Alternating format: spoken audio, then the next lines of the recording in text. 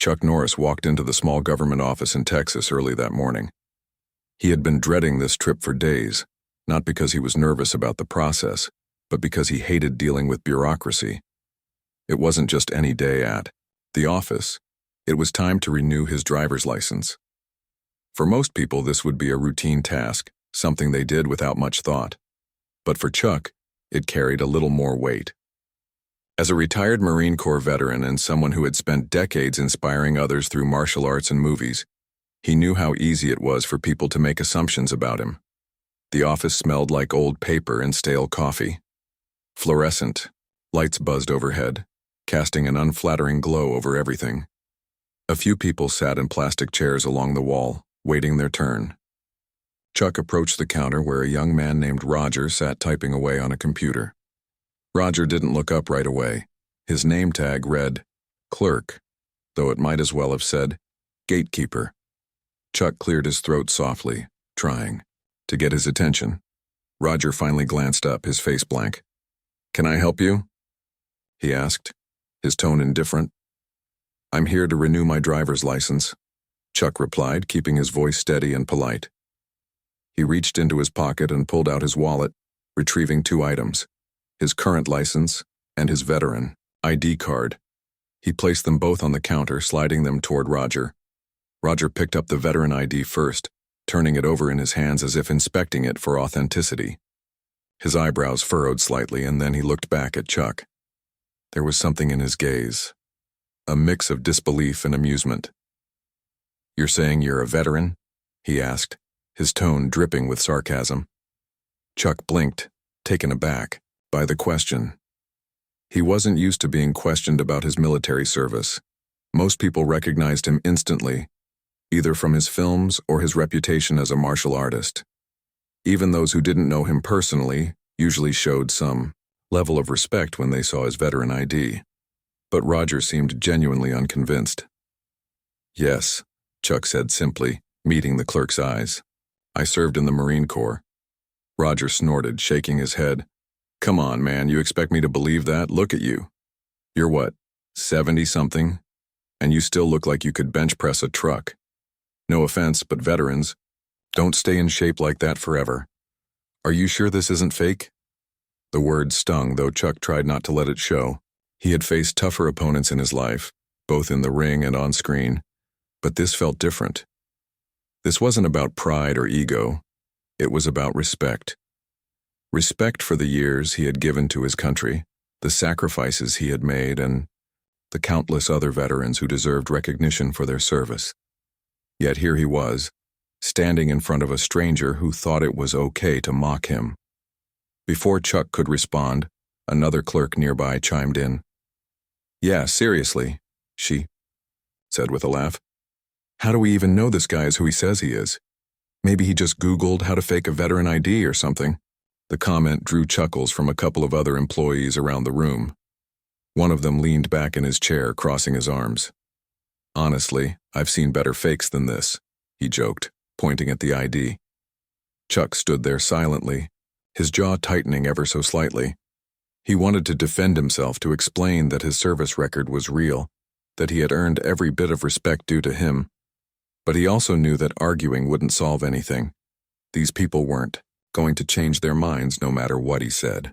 Instead, he decided to take the high road. "Look," Chuck said calmly, "if you need proof beyond this ID, I can provide it. Just tell me what else you need." Roger shrugged, clearly unimpressed. "Whatever. We'll see what the system says." He typed something into the computer, glancing at the screen occasionally. Meanwhile, the laughter continued in the background, growing louder with each passing second. At that moment, a woman sitting nearby stood up. Her name was Karen, and she had been watching the entire exchange unfold. She couldn't believe what she was hearing. How could these people treat a veteran like this?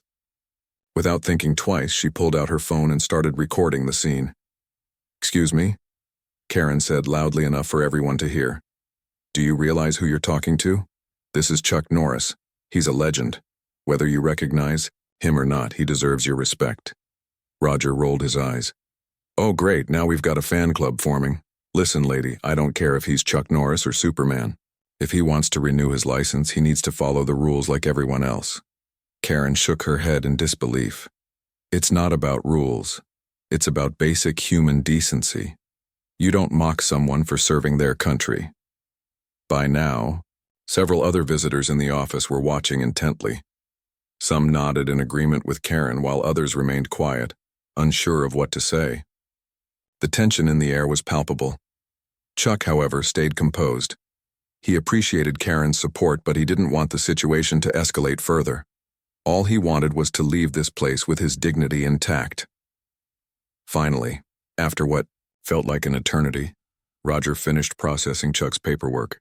Sliding the new license across the counter, he muttered, "Here you go. Try not to lose it this time." Chuck took the license without saying a word. He tucked it into his wallet and turned to leave. As he walked out the door, he could hear the murmurs behind him fading into silence. Outside, the sun was shining brightly, a stark contrast to the gloomy atmosphere inside the office. Chuck took a deep breath, letting the fresh air fill his lungs. He told himself that none of this mattered in the grand scheme of things. What mattered was staying true to who he was and continuing to live with integrity. Later that evening, Karen posted the video she had recorded online. Within hours, it went viral. People all over the country were outraged by what they saw. Comments poured in condemning the behavior of the clerks and expressing admiration for Chuck's restraint.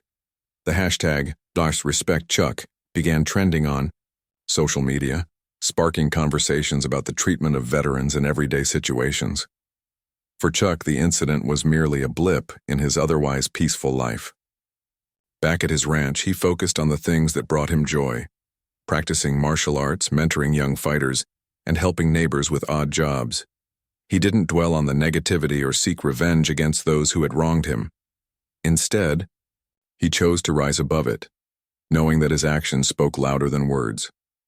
But the story wasn't over yet. Little did Chuck know, the fallout from that day would lead to something far bigger than anyone could have anticipated. Something that would bring together veterans, civilians, and even high-ranking officials in a fight for justice and respect. The video of Chuck Norris being mocked at the government office spread like wildfire online. By the next morning, millions of people had watched it, shared it, and commented on it. Social media platforms were flooded with messages of support for Chuck, along with calls for accountability against those who had disrespected him. News outlets picked up the story, airing clips of the incident during their broadcasts. Talk show hosts debated whether the treatment of veterans was becoming a bigger issue in society. The public outcry was impossible to ignore. Inside the Pentagon, General Harold Davis sat in his office watching the news coverage on a small television screen. He was a tall, broad-shouldered man in his late 50s, with sharp features and piercing blue eyes. His desk was cluttered with reports, maps, and photos of soldiers he had served alongside throughout his career. The general wasn't one to get emotional easily, but this incident struck a nerve. He leaned back in his chair, rubbing his temples, as he thought about what he had just seen. Roger, Karen, ID card.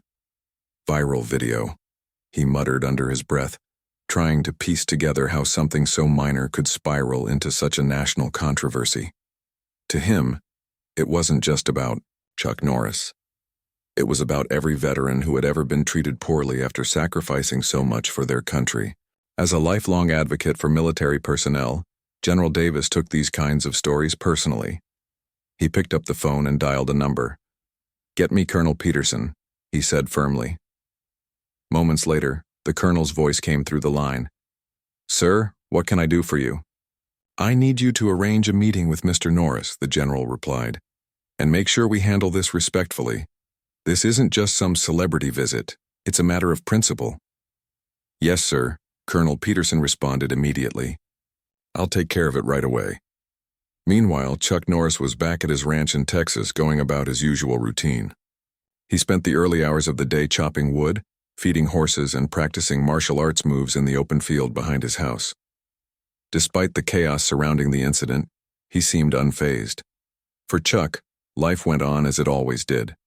He didn't dwell on negativity or let it disrupt his peace of mind. Later that afternoon, as he sat on the porch sipping lemonade, his phone rang. It was Colonel Peterson calling on behalf of General Davis. After exchanging pleasantries, the colonel explained the purpose of the call. The Pentagon wanted to meet with Chuck to discuss the incident and express their support publicly. Chuck listened carefully, his expression thoughtful. "I appreciate the gesture," he said slowly, "but I don't want this to be about me. If anything comes out of this, I hope it's a reminder to treat all veterans with respect, not just ones people recognize." Colonel Peterson nodded, even though Chuck couldn't see him. "That's exactly why General Davis wants to speak with you. He believes your story can help bring attention to the broader issues facing veterans today." After a moment of silence, Chuck agreed to the meeting. "All right," he said. "If it'll help others, then I'm willing to do my part." A few days later, Chuck arrived at the Pentagon, accompanied by Colonel Peterson. The building was massive, its concrete walls exuding strength and authority. Inside, the air felt cool and crisp, with the faint hum of activity echoing through the halls. Chuck followed the colonel to a conference room where General Davis was waiting. When Chuck entered, the general stood up and extended his hand. "Mr. Norris, thank you for coming," he said warmly. "It's an honor to meet you." "The honor's mine, General," Chuck replied, shaking his hand firmly. "I've always admired the work you've done for our troops." They took their seats at the long wooden table, and the general began explaining the situation. "We've been monitoring the reaction to the video," he said. "While it's unfortunate that you were treated poorly, the silver lining is that it sparked a national conversation about respecting veterans. We'd like to use this opportunity to address the issue head-on." Chuck nodded, listening intently. "What do you have in mind?" General Davis leaned forward, resting his elbows on the table. "First, we want to issue a formal statement, condemning the mockery of veterans. Second, we'd like to present you with a commendation, not just for your service, but as a symbol of gratitude to all veterans. Lastly, we're considering launching a campaign to educate the public about the challenges veterans face and how they can show their support."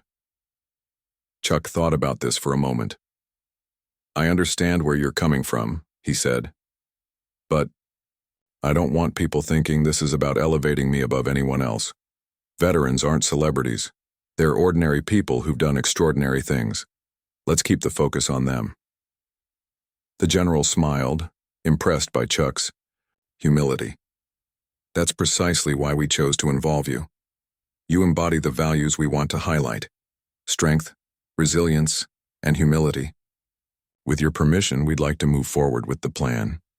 Chuck agreed, and over the next hour they discussed the details of the campaign. They talked about partnering with veteran organizations, hosting events, and using social media to amplify positive messages. By the end of the meeting, Chuck felt hopeful that something good could come out of the ordeal. The following week, the Pentagon held a press conference to announce their response to the incident. Reporters filled the room, cameras flashing as General Davis stepped up to the podium. Standing beside him was Chuck Norris, wearing a simple suit and tie.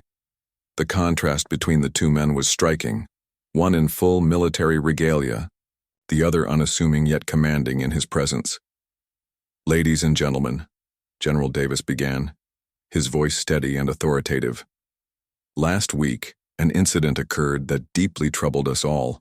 A decorated veteran, Mr. Chuck Norris, was mocked and ridiculed while attempting to renew his driver's license. This behavior is unacceptable, and it highlights a growing problem in our society: the lack of respect shown to those who have served our nation." He paused, letting his words sink in before continuing. "To address this issue, we are taking several steps. First, I would like to present Mr. Norris with a framed commendation signed by top military leaders.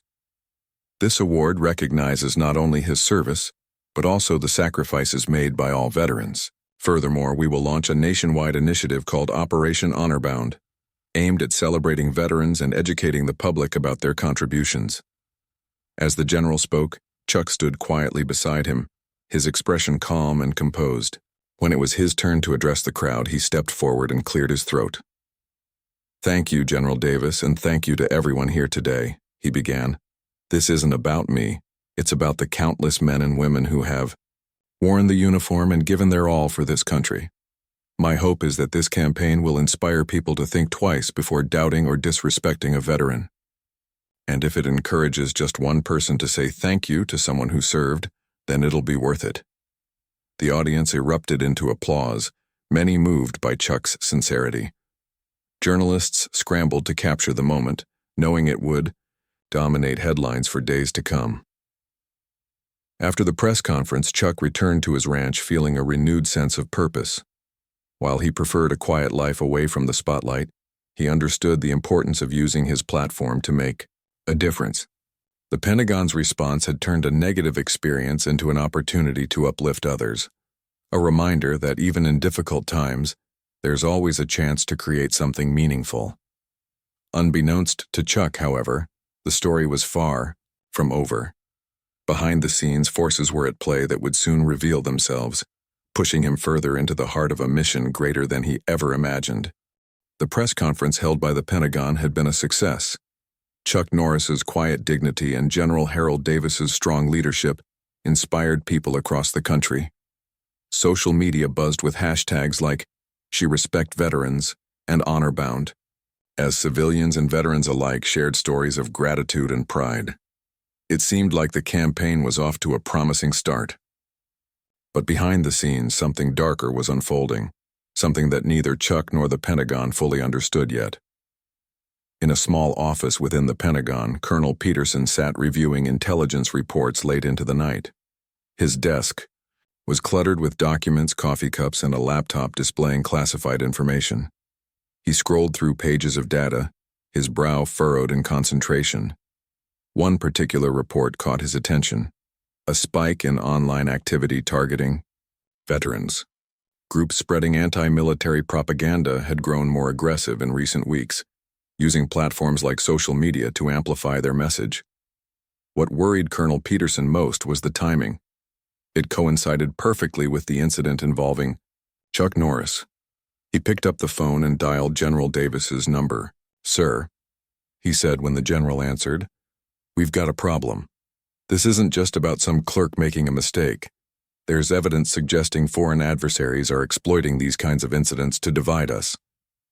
General Davis listened carefully, his expression growing grim. "Explain," he said simply. Colonel Peterson continued, "These groups, they're not random trolls. They're organized. Some of them are linked to foreign intelligence agencies. Their goal is to create distrust in our institutions, including the military. By mocking figures like Chuck Norris, they're trying to make people question the legitimacy of veterans' achievements. It's part of a larger strategy to weaken morale and unity in this country." The general sighed heavily. "So what you're saying is the incident wasn't isolated?" "Exactly," Colonel Peterson confirmed. "It's part of a pattern. These operatives target high-profile individuals because it gets attention, and when the public reacts emotionally, it gives them more fuel to spread misinformation." "General," Davis leaned back in his chair, deep in thought. If this was true, then the situation was far more serious than he had anticipated. The Pentagon couldn't afford to ignore such a threat. Not only did it endanger national security, but it also undermined the sacrifices of millions of service members. Something needed to be done, and quickly. The next morning, General Davis called an emergency meeting with his top advisors, including Colonel Peterson and several analysts specializing in cyber warfare. The group gathered in a secure conference room, where maps and charts covered the walls. At the center of the table was a large screen displaying graphs and data points related to online disinformation campaigns. One of the analysts, a young woman named Emily Rivera, stood up to present her findings. "We've identified several key players in this operation," she explained, pointing to a list of names on the screen. "Most of them use pseudonyms or fake accounts to hide their identities. However, we've traced some of their activities back to servers located overseas, specifically countries known for engaging in psychological warfare against the U.S. Emily clicked to the next slide, showing examples of posts made by these groups. One image showed a photoshopped picture of Chuck Norris holding a stack of fake IDs with a caption reading, "Even legends aren't above lying about their service." Another post claimed that Operation HonorBound was a government conspiracy to distract from economic issues. "These messages are designed to provoke anger and confusion," Emily continued. They exploit existing divisions in society and turn them into full-blown controversies. The goal is to make people lose faith in each other and in the system. General Davis rubbed his temples, feeling the weight of the situation. "So what do we do?" he asked. "How do we fight back without escalating tensions?" Colonel Peterson spoke up.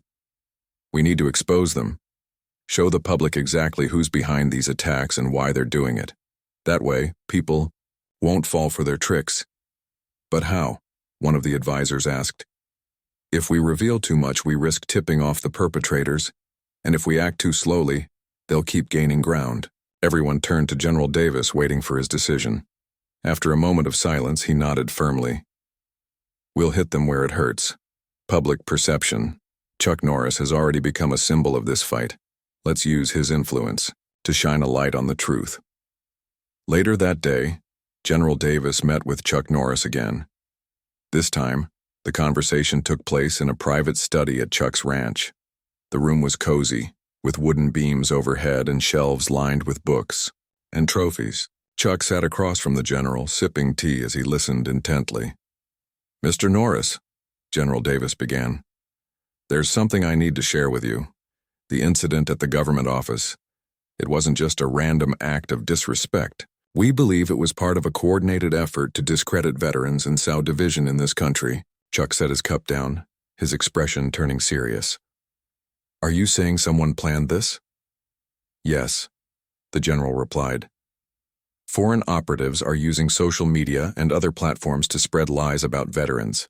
They see figures like you as targets because you inspire loyalty and trust. When they attack you, they're really attacking the values you represent." Chuck leaned back in his chair, processing the information. "What can I do to help?" he asked after a moment. General related to the problem. Operation Honor Bound officially launched on a crisp autumn morning in Dallas, Texas. The city had volunteered to host the first event, eager to show its support for veterans and honor their contributions. News of the campaign had spread quickly, drawing attention not only locally but across the nation. People from all walks of life came together: families, students, business owners, and community leaders, all united by a shared desire to make a difference. Chuck Norris stood backstage, adjusting his cowboy hat as he prepared to address the crowd. Despite his years of experience speaking in front of cameras and audiences, he felt a mix of nerves and excitement. This wasn't just another public appearance. It was a chance to remind everyone of the sacrifices made by those who served their country. Beside him stood Lisa Martinez, a former Army medic turned advocate for PTSD awareness, and Mike Sullivan, a Navy SEAL who had lost his leg in combat, but continued to inspire others through adaptive sports. Both were integral parts of the campaign, bringing personal stories and perspectives that resonated deeply with the audience. As Chuck stepped onto the stage, the crowd erupted into applause. He waved briefly before approaching the microphone, his presence commanding yet humble. "Thank you all for being here today," he began, his voice steady and warm. "This isn't about me. It's about the men and women who have worn the uniform and given so much for our freedom. They're the real heroes." He paused, letting his words sink in. The crowd grew quiet, hanging on every syllable. Too often we take their service for granted. We see veterans struggling with injuries, mental health challenges, or finding jobs after leaving the military, and instead of helping, we look away. But today, we're saying enough is enough. It's time to stand up, speak out, and show our gratitude. Lisa took the stage next, sharing her story of recovering from trauma and battling PTSD after returning home from deployment. Her voice trembled at times, but her message was clear. No veteran should feel alone. "When I came back, I didn't know where to turn," she admitted. "But there are resources available if you're willing to ask for help. And now, thanks to campaigns like this, more people are stepping forward to offer support." Mike followed, using humor and resilience to connect with the audience. He joked about how losing a leg hadn't stopped him from competing in marathons and even skydiving. "The military taught me one thing above all else," he said with a grin. "Never give up. If I can overcome what I've been through, so can anyone else." By the end of their speeches, the crowd was on its feet, cheering loudly. Many wiped tears from their eyes, moved by the raw honesty and courage displayed on stage. For the first time in years, they felt a renewed sense of pride, not just in their country, but in themselves for participating in something meaningful. Over the next few weeks, Operation Honor-Bound traveled to cities and towns across America. Each stop featured similar events, speeches, storytelling sessions, and opportunities for civilians to interact directly with veterans. Local organizations partnered with the campaign, providing resources such as job fairs, counseling services, and housing assistance. Celebrities joined in too, lending their platforms to amplify the message. Actors, musicians, and athletes attended rallies, sharing posts online and encouraging fans to get involved. Social media played a crucial role in spreading awareness. Hashtags like Deutschern Honorbound and Deutschern Support Our Troops trended daily, accompanied by photos of people showing appreciation for veterans in creative ways. Some baked cookies and delivered them to VA hospitals. Others organized fundraisers or wrote thank you letters to troops stationed overseas. Even schools participated, hosting assemblies where students learned about military history and wrote essays honoring local veterans. Despite the overwhelming positivity, not everyone approved of the campaign. A shadowy online group calling itself Citizens Against Propaganda emerged, accusing Operation Honor-Bound of being nothing more than a government-funded publicity stunt. Their leader, a conspiracy theorist named Greg Lawson, posted videos ranting about how the campaign aimed to distract Americans from real issues like economic inequality and political corruption. Greg's rhetoric gained traction among certain circles, particularly those already skeptical of authority figures. His followers bombarded social media with memes mocking Chuck Norris and questioning the authenticity of the campaign. One post claimed, "They're using celebrities to brainwash you into supporting war." Another accused veterans of exaggerating their struggles to gain sympathy. While most dismissed these accusations as baseless, they still caused frustration within the Pentagon. General Davis called an emergency meeting with his team to discuss how to counteract the backlash. "We can't let them win," he said firmly. "If we ignore them, they'll keep spreading lies.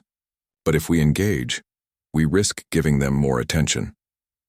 Colonel Peterson suggested a different approach. "What if we use their own tactics against them?" he proposed. "Expose their connections to foreign operatives and prove they're not acting independently. Once people realize they're being manipulated, they'll stop listening." General Davis nodded thoughtfully. "It's risky, but it might work. Let's dig deeper into their network and find evidence we can present publicly." Meanwhile, Chuck remained focused on the mission. Though aware of the criticism, he refused to let it derail the campaign. Instead, he doubled down on efforts to reach communities often overlooked by mainstream initiatives. In rural areas, he met with farmers and factory workers, discussing the importance of supporting veterans in practical ways.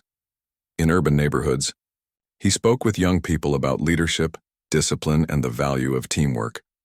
One particularly memorable visit took place in Chicago, where Chuck joined a group of high school students volunteering at a veteran rehabilitation center.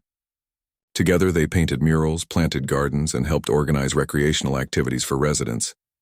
At the end of the day, one student approached Chuck shyly. "Mr. Norris," the boy said, clutching a notebook, "do you think someone like me could ever be brave enough to serve?"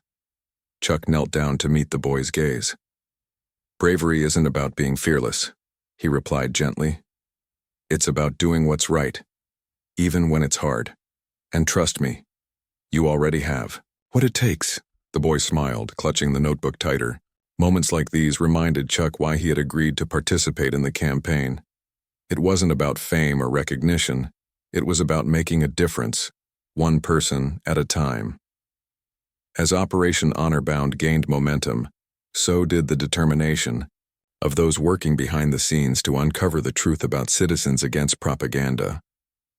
Little did they know, their investigation would lead to a discovery far greater than anyone anticipated, a revelation that would test the strength of the campaign and force Chuck Norris to step into a role he never imagined.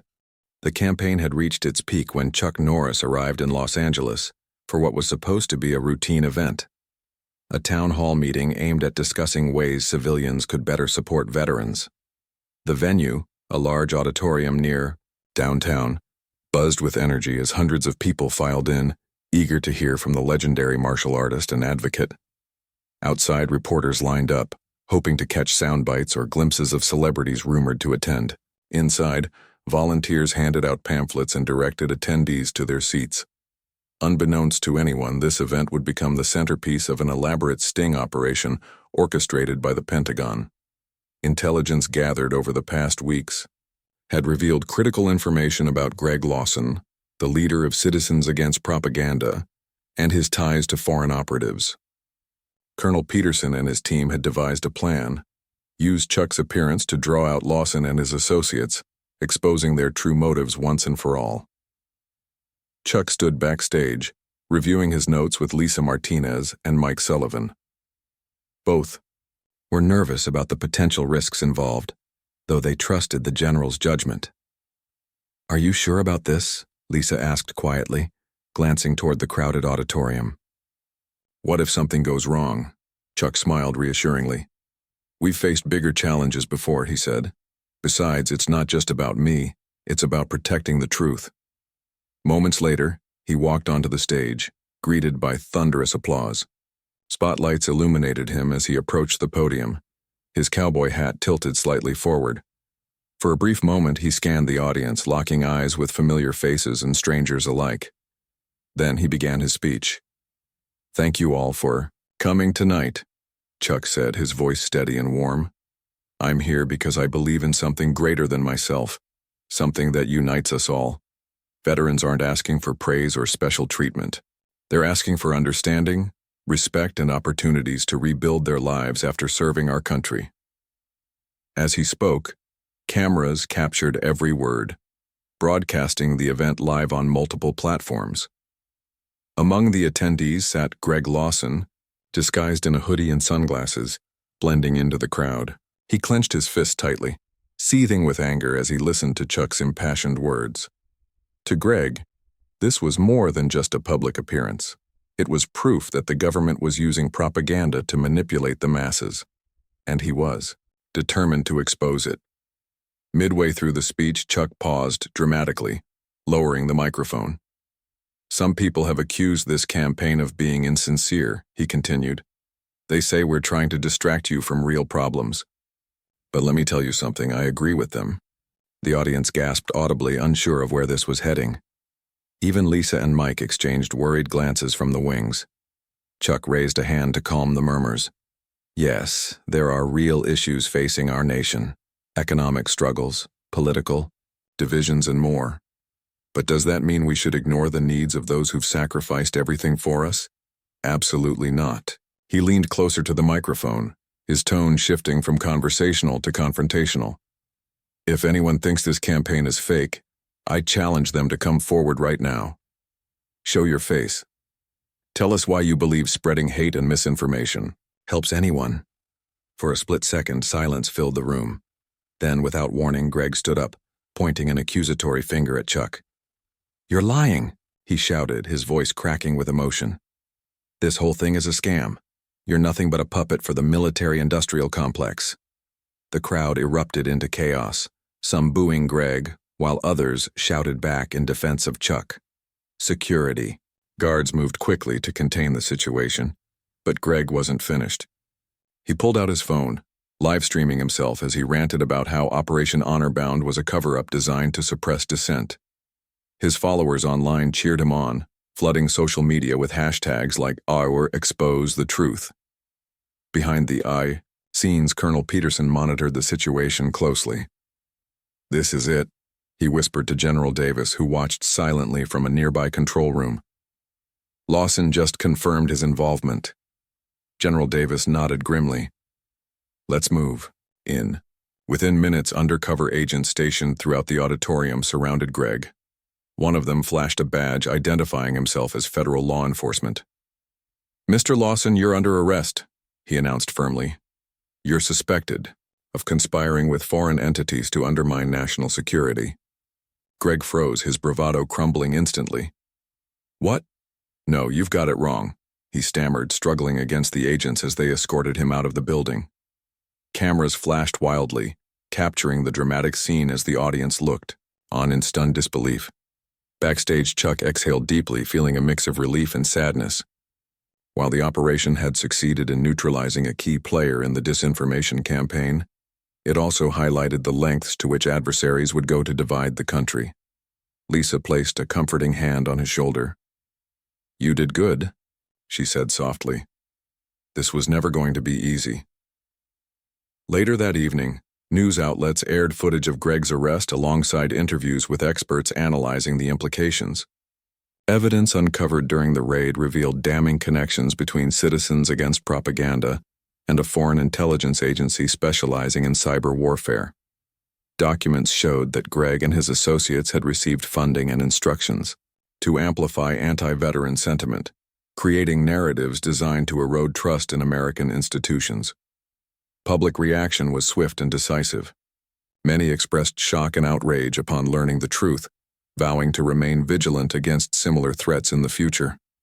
Others praised Chuck and the Pentagon for taking decisive action. Social media lit up with messages of gratitude, reinforcing the campaign's original mission to honor and protect veterans. In the days following the event, Chuck returned to his ranch, reflecting on everything that had transpired. Though grateful for the outcome, he couldn't shake the feeling that the fight was far from over. Foreign adversaries wouldn't stop targeting the U.S., and new challenges would inevitably arise. Still, he found solace in knowing that ordinary people, civilians and veterans alike, had come together to stand up for what was right. One afternoon, as he practiced martial arts moves in the open field behind his house, a young boy approached him shyly. It was the same child who had asked him about bravery during a previous visit. "Mr. Norris," the boy said hesitantly, "do you think we can really win against bad people?" Chuck stopped mid-motion, kneeling down to meet the boy's gaze. "Winning isn't always about beating someone else," he replied thoughtfully. "Sometimes it's about staying true to yourself and doing what's right no matter how hard it gets. As long as we keep supporting each other, we'll always win in the end." The boy smiled, nodding confidently. Moments like these reminded Chuck why he had chosen to step into the spotlight, to inspire hope and resilience in the next generation. Little did he know, however, that the final chapter of this story was still unfolding. Across the globe, forces stirred in response to the exposure of Citizens Against Propaganda. A shadowy figure watched news reports of Greg's arrest, smirking coldly. "So they think they've won," the figure muttered. "Let's see how they handle round two." Weeks turned into months after the dramatic events in Los Angeles. The arrest of Greg Lawson and the exposure of Citizens Against Propaganda marked a turning point, not just for Operation Honor Bound, but for the nation as a whole. Public awareness about disinformation campaigns targeting veterans grew significantly, prompting widespread discussions about media literacy and national security. Schools began incorporating lessons on identifying fake news and propaganda into their curriculums, while social media platforms implemented stricter measures to combat harmful content. For Chuck Norris, life slowly returned to its familiar rhythm.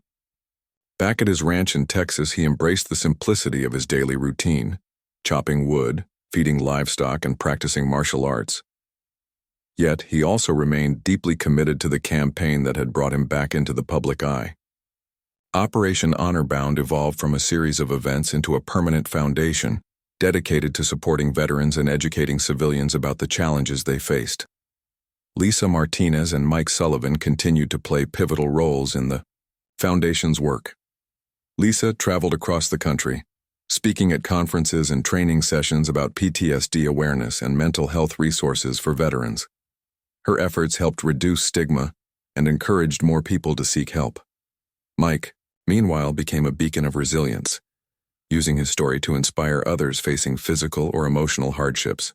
Together, they ensured that the campaign stayed true to its mission, honoring all veterans, not just those in the spotlight. Despite the progress, Chuck couldn't shake the feeling that there was still much more to be done. Foreign adversaries hadn't disappeared, They were simply biding their time, waiting for another opportunity to exploit divisions within the U.S. intelligence reports indicated ongoing attempts to spread misinformation, though none had reached the scale of the previous operation. General Harold Davis kept Chuck informed, emphasizing the importance of remaining vigilant. One evening, as the sun dipped below the horizon, painting the sky in hues of orange and pink, Chuck sat on his porch reflecting on everything that had happened. The ranch was quiet except for the occasional rustle of leaves and distant sound of crickets chirping. He thought about the countless veterans who had inspired him throughout his life, their courage, sacrifice, and unwavering commitment to duty. He realized that while the campaign had achieved remarkable success, its greatest impact lay in reminding people of the values that united them: respect, gratitude, and resilience.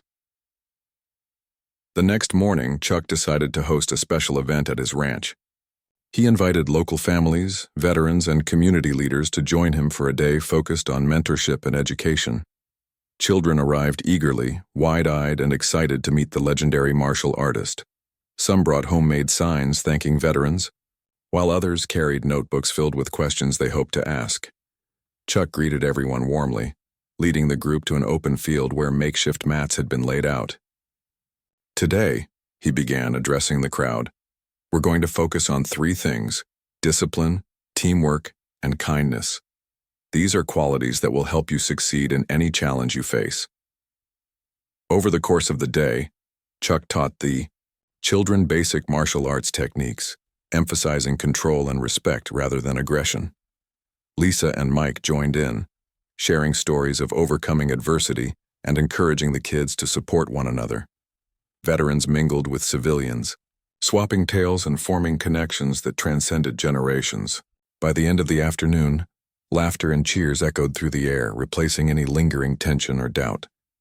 As the sun began to set, Chuck gathered everyone around the flagpole near the porch. The American flag fluttered gently above them, a symbol of unity and strength. "This flag represents something greater than ourselves," Chuck said, his voice carrying across the field. "It reminds us of the sacrifices made by those who came before us and the responsibility we have to carry their legacy forward." He paused, scanning the faces of the children, parents, and veterans standing before him. "Strength isn't about muscles or medals," he continued. "It's about heart. It's about standing up for what's right even when it's hard. And most importantly, it's about lifting each other up." Applause broke out, followed by heartfelt hugs and handshakes. People lingered long after the official program ended, reluctant to leave the warmth and camaraderie they had found at the ranch. For many, it was a reminder of what truly mattered: connection, purpose, and hope. In the weeks that followed, Chuck received letters and messages from participants expressing gratitude for the experience. One note stood out, a drawing sent by a young girl named Emily, depicting Chuck teaching her how to throw a punch. Beneath the picture, she had written, "Thank you for showing me I can be strong too."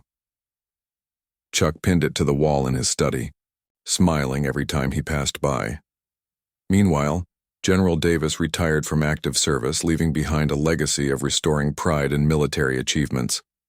Before stepping down, he paid a final visit to Chuck's ranch. Sitting together on the porch, the 2 men reflected on the journey they had shared. "You've done more than anyone could have asked," the general said, raising a glass of lemonade in salute. "And you've reminded us all why we fight for moments like these." Chuck nodded humbly. "I didn't do it alone," he replied. "It took all of us working together. That's the real lesson here." As the years passed, Operation Honorbound continued to thrive, expanding its reach and impact. Veterans found new opportunities, communities grew stronger, and ordinary citizens learned to recognize and resist disinformation.